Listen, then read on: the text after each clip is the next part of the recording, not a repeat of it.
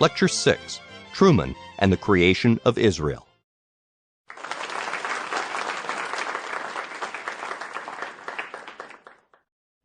In this lecture, we're going to look at the circumstances surrounding the creation of the State of Israel in 1948.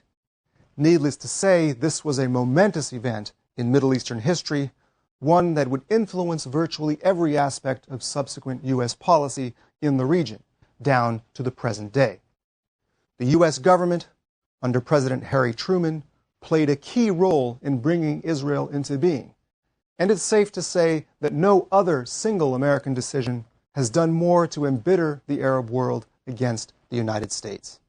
Justified or not, that bitterness has become a basic fact of life in U.S.-Arab relations, one that American policymakers cannot afford to ignore. Much of the historical background for the creation of Israel has already been sketched out in the previous lectures for this course.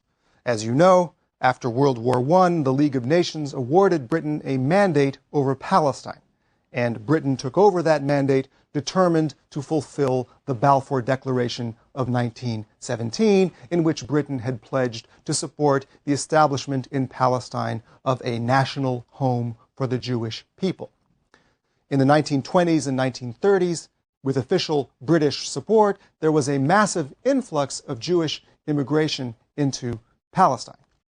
Jewish immigration was especially high after Hitler came to power in 1933 and began persecuting German Jews, causing a growing number of them to flee the country. Between 1920 and 1939, Jews went from being about 1/10 of the population of Palestine to being nearly 1/3. Palestinian Arabs were deeply alarmed by this development. Their opposition to the Zionist program was so intense that Britain decided to reverse course by issuing the White Paper of 1939, which placed strict limits on the number of Jews admitted into Palestine each year, and which announced that Jewish immigration would end entirely in a few years' time. It also called for the regulation of land sales to Zionist institutions and individuals. The Zionists bitterly opposed the White Paper and began an uprising of their own against the British in Palestine.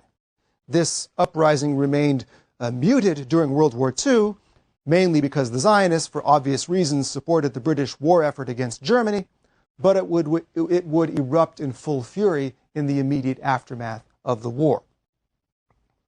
World War II had a profoundly transforming effect on the Palestine issue. First and foremost, the Nazi Holocaust of the 1940s gave an enormous impetus to the Zionist movement. Prior to Hitler's rise to power, most Jews in the West had been committed to the idea of assimilating into the larger societies in which they found themselves. But with the rise of Hitler and the subsequent Holocaust, Jews became increasingly convinced that anti-Semitism was so powerful that true assimilation was impossible. Jews could never be truly secure, the argument went, until they had acquired a homeland of their own. So by 1945, many Jews who had previously opposed Zionism were taking a more serious look at the Zionist project in Palestine. It was also during World War II that the center of gravity of the Zionist movement shifted from Europe to the United States. Not only was most of continental Europe now under Axis control, but Britain had alienated the Zionists by issuing the White Paper. Increasingly, therefore, Zionist activists began seeking the support of American Jews and the patronage of the American government. This shift in orientation was both symbolized and accelerated by the Biltmore Conference of 1942, named for the hotel in New York City where the main components of the international Zionist movement met to coordinate policy. At the Biltmore Conference, the Zionist movement united behind a call for unlimited Jewish immigration into Palestine, leading to the establishment in that territory of a fully sovereign Jewish state. So these were the circumstances that Harry Truman confronted when he was suddenly thrust into the presidency in April 1945 following the death of Franklin Roosevelt. Initially, Truman approached the Palestine issue as an extension of the crisis surrounding displaced persons, or DPs. In the immediate aftermath of World War II, hundreds of thousands of homeless Europeans, refugees, concentration camp survivors, former prisoners of war, and others were being housed in American military camps in Europe. Among these DPs were tens of thousands of Jewish Holocaust survivors. Conditions in the DP camps were often squalid, and in the first year after the war, their inmates continued to die in the hundreds, succumbing to disease or to the cumulative effects of years of malnourishment. What to do about the DPs was a pressing and delicate issue. The U.S. State Department favored returning them to their countries of origin. But for most Jewish DPs, this was out of the question, since that would mean going back to live amid the very societies that had victimized them during the war or had acquiesced in their victimization. Immigrating to Britain or the United States was another possibility, which many Jewish Holocaust survivors would no doubt have welcomed, but both countries had placed strict limits on the number of Jewish immigrants they would accept. So Palestine emerged as the logical alternative, and Jews throughout the Western world, in DP camps, in Britain, and in the United States, stepped up their demands that Britain ease its restrictions on Jewish immigration into Palestine. Britain, however, was unwilling to increase its quotas on Jewish immigration into Palestine, which now admitted 15,000 people per year. In the early post-war months, Britain was suffering from severe shortages of basic commodities, including oil, and its government was extremely reluctant to take any action that might destabilize the Middle East and jeopardize the flow of oil. Still, something had to be done about the DP camps, whose terrible conditions were becoming a public scandal in the United States. In June 1945, President Truman, then only weeks in office, of course, asked Earl G. Harrison, Dean of the University of Pennsylvania Law School, to go to Europe to investigate the condition of the camps. Harrison was shocked by what he found, and he wrote a report in which he recommended that Britain be pressured to allow 100,000 Jewish DPs to emigrate to Palestine immediately. Truman accepted this recommendation and officially conveyed it to the British government. The British were not thrilled by this request, and they put Truman off by proposing instead that a special Anglo-American commission be formed to study the Palestine problem and recommend a solution. And Truman agreed. The result of this inquiry was the Morrison-Grady Plan, named for its British and American authors, which was submitted in the spring of 1946. The Morrison-Grady Plan called for the division of Palestine into semi-autonomous Arab and Jewish cantons, which would be loosely linked to each other in a binational state. The plan also proposed that any further Jewish immigration into Palestine be subject to approval by both Arabs and Jews. The Morrison-Grady Plan was immediately rejected by Zionists and Arabs alike. The Zionist position is easy enough to fathom, since Morrison-Grady fell far short of their objectives: unlimited Jewish immigration into Palestine, resulting in the establishment of an exclusively Jewish state in all or most of that territory.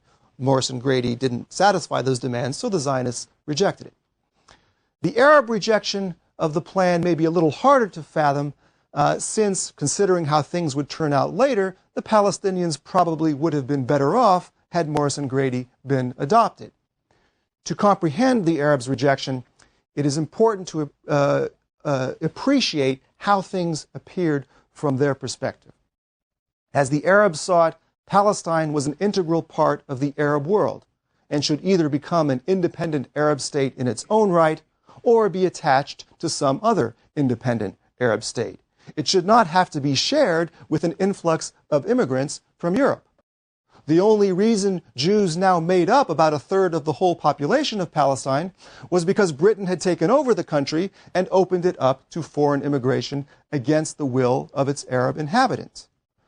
Most Arab leaders acknowledged that the Nazi Holocaust had been an immense tragedy for the Jewish people, but they insisted that the Arabs should not be made to pay the price for it. After all, they were not the ones who had tried to exterminate the Jews. So the Arabs, too, rejected Morrison-Grady. With no solution to the DP problem on the immediate horizon, Zionist activists were increasingly taking matters into their own hands. The Haganah, the military organization representing the Zionist mainstream in Palestine, smuggled thousands of Jews out of DP camps and shipped them illegally to Palestine in defiance of British restrictions.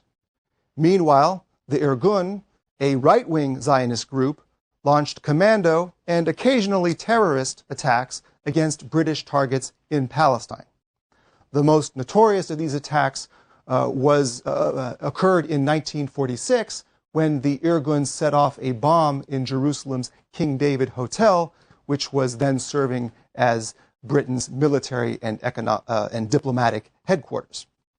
88 people, many of them civilians, died in the blast. By 1947, the British had had enough. Early that year, around the same time that they said that they could no longer take responsibility for Greece and Turkey, the British announced that they would be pulling out of Palestine and turning the whole mess over to the newly created United Nations. So a special UN commission was formed to investigate the Palestine issue and propose a solution.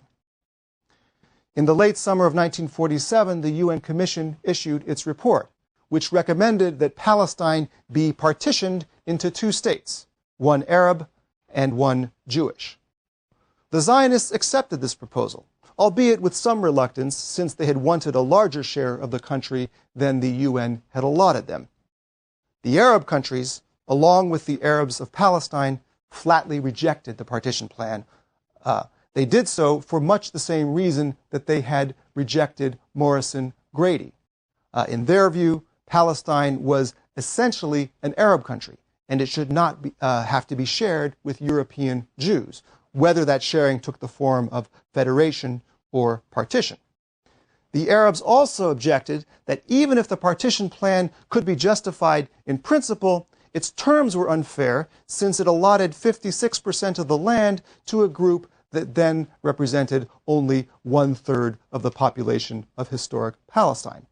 There were then about 600,000 Jews to 1.3 million Arabs. The final Arab argument was that the partition plan could not be implemented without uprooting thousands of Palestinian Arabs from their ancestral homes, since the area set aside for the Jewish state contained many Arab villages. In the fall of 1947, the partition plan was voted on in the UN General Assembly, and President Truman had to decide how the United States would vote. The U.S. State Department strongly opposed the partition plan, warning that it would so enrage the Arab states that they might embargo oil shipments to the West or even align with the Soviet Union in the Cold War.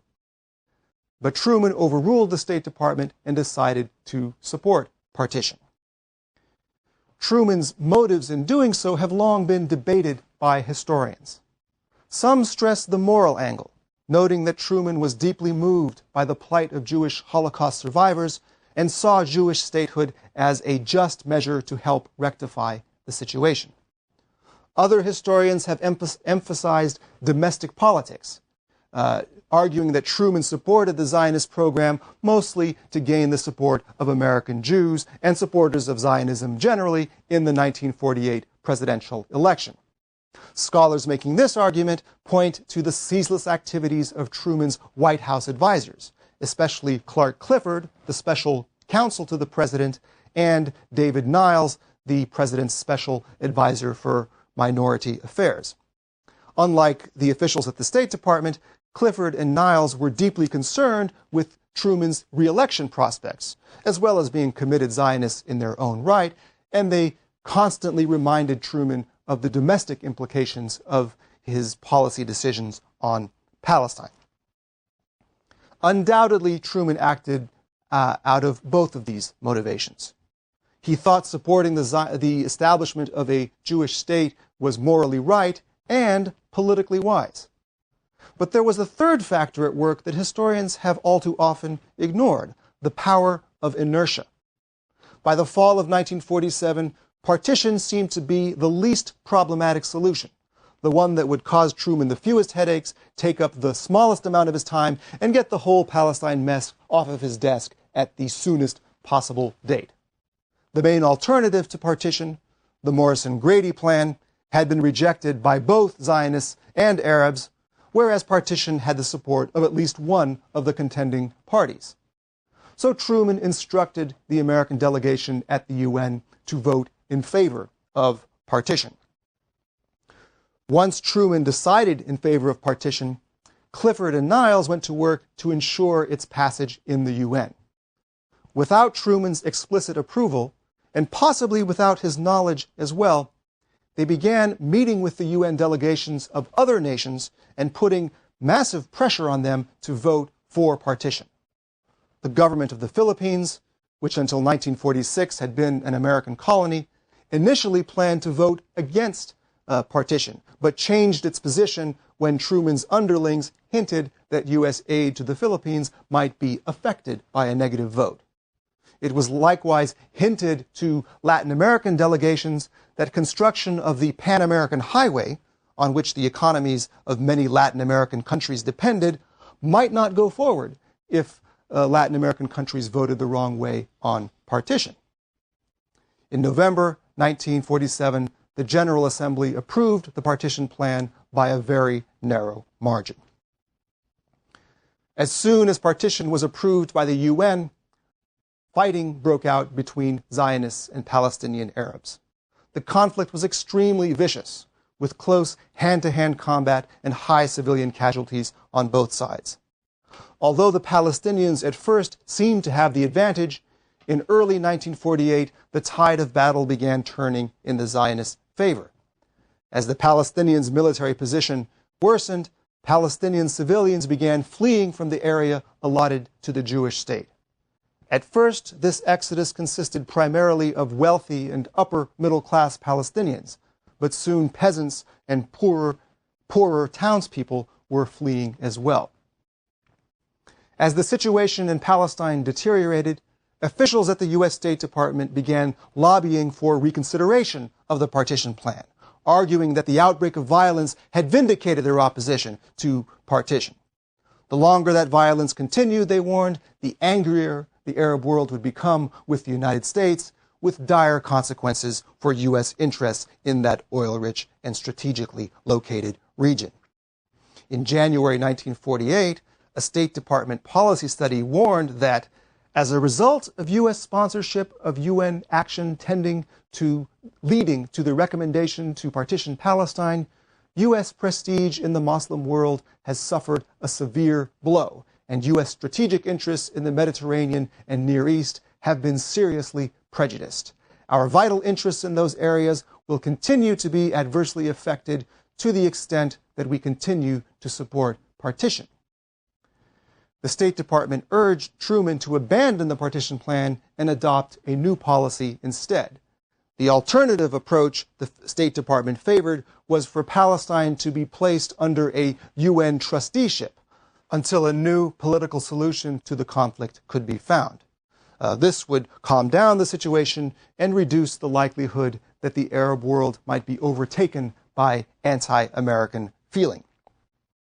Truman's White House advisors, not surprisingly, strenuously opposed the idea of abandoning the partition plan in favor of trusteeship. Although domestic politics certainly played a role in their thinking, they defended their position on substantive grounds, arguing that the State Department was vastly overestimating the ability of the Arab states to punish America for supporting the Zionist movement. In March 1948, Clark Clifford complained to Truman that the United States appears in the ridiculous role of trembling before threats of a few nomadic desert tribes. The Arabs need us more than we need them. they must have oil royalties or go bankrupt. On this occasion, however, Truman sided with the State Department, authorizing the U.S. delegation to propose the trusteeship idea to the United Nations. But trusteeship could not be adopted until 2/3 of the nations in the UN General Assembly voted in favor of it, and such a supermajority proved impossible to obtain. Although the outbreak of fighting in Palestine had caused many governments to reconsider the wisdom of partition, they found it difficult to justify switching over to trusteeship, which was opposed not just by the Zionists, but by the Arabs as well, because it fell short of full self-determination for the Palestinians.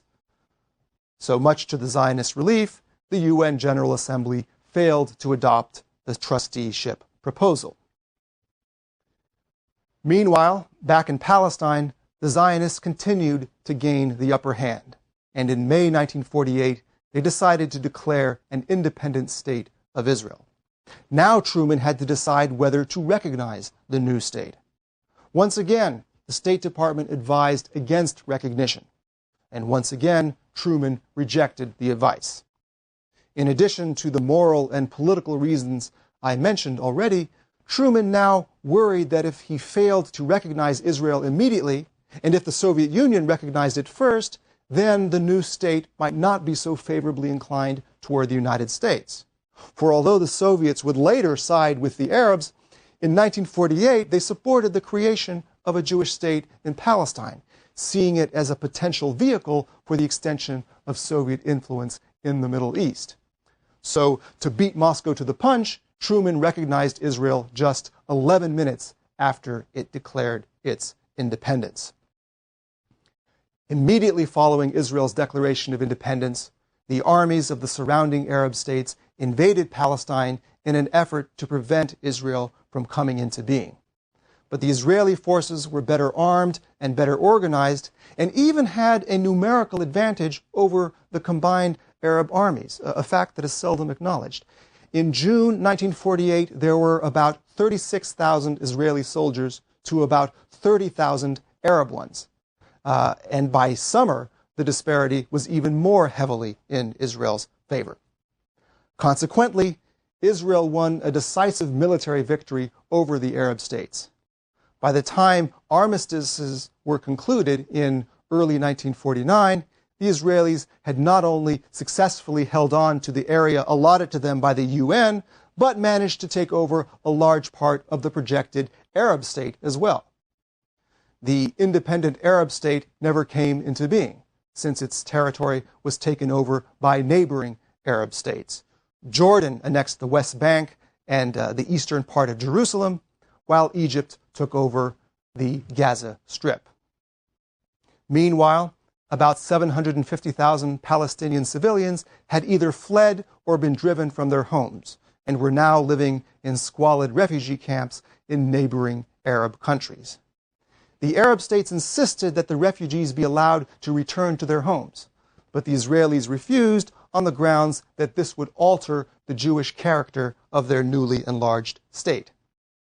Truman was not happy that the Israelis were taking this position, and for the next couple years he tried to convince them to repatriate at least some of the refugees. But the Israelis were adamantly opposed to such a course, and Truman, increasingly preoccupied with other foreign crises, especially the Korean War, which began in mid-1950, eventually gave up on trying to change Israel's position. Such passivity was in keeping with Truman's whole approach to the Palestine crisis. For while Truman's pro-Israel stance was motivated by both humanitarianism and domestic politics, inertia too played a large role in his attitude.